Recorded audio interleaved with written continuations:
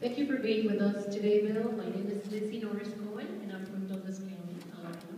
I could not agree more with you that the fight is not in Washington. The fight is in Hollywood. We need to tell more stories, compelling stories that are aimed straight to the heart. The problem with that is that movies and television series and programs and airtime cost money. It's expensive. So, as the new virtual president of the United States, would you help me advocate for the establishment of some sort of funding going towards movies and television programs, etc.? As the virtual president of the United States, it would be my great privilege to use the bully pulpit of this office to explain why it's important that private companies and private individuals raise money to provide entertainment for profit. If you're asking me whether or not I would set aside government funds for this, I would not. You know why? Because I've got a little document here that I don't go anywhere without. And it lists all the powers that I have granted to me. It has all the powers granted to Congress and so on. And none of these things talk anything about public education. You will occasionally hear people on the left, those miserable, low-life, lying swine, will say that there's a little clause in here that says that part of the property of the government is to promote intellectual activities and artistic endeavors. Oh, it says we can promote artistic endeavors and intellectual properties. But there's no period at the end of that. In fact, there's not even a comma there. It says we will promote individual, artistic endeavors and intellectual properties by providing protection for copyright laws, period. It doesn't say anything about, say, taking federal revenue to provide programming. If people want to see programming, they'll pay for it. If they want to pay for it, then it'll make money. This is why the Big Bird thing was such an incredible argument, why Mitt Romney boggled that ball so badly.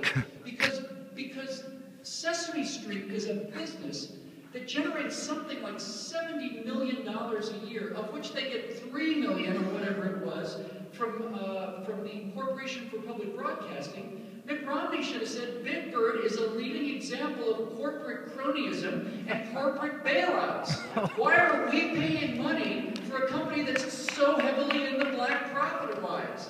I don't know why he didn't say that, but I'm saying it. Now, I'm not going to spend government money on this, but I will say that it is important that we understand that if we're going to have a functioning democracy, we need to hear both sides of the argument, not just politically, but culturally. And I will also say to anybody out here who's a conservative who has some means behind you, you've spent a lot of money writing checks to RNC and to Heritage Foundation and all these other things. It hasn't really gotten you much. These populations, these meetings get older and older and older. I went to an air show, which is also an aging thing, being a pilot. I went to Oshkosh a couple years ago. I was 50. I think I was the second youngest guy there.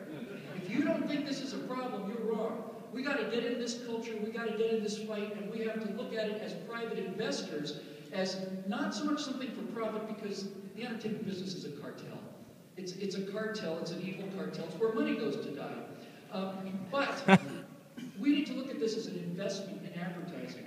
And just to give you one last example, conservatism is what everybody wanted to come to America. Why? Because of the conservative vision of America. Hollywood produced the conservative vision of America. Hollywood's now like a gut-shut animal that's wandering off into the woods to die.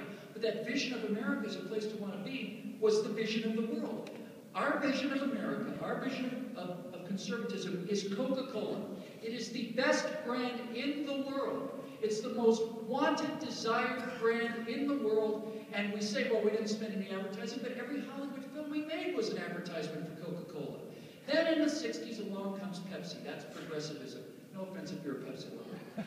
Okay? And what they do is they say, we don't have the kind of market penetration of Coke. We don't have their spending. We don't have anything like their budget. So Pepsi's going to market specifically to young people.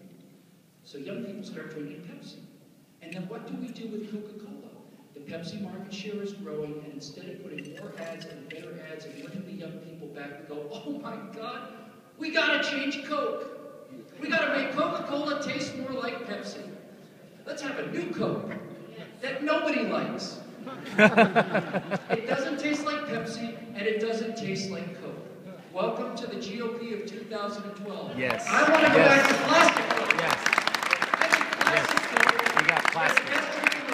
And it owned the planet. And if if we get back to classic Coke, who wants to drink that crap Pepsi anyway? Anytime you go to a restaurant, it's like, can I have a Coke? Is Pepsi okay? It's like, what's the matter? You guys not making any money? Why don't you get something going? Yes, ma'am.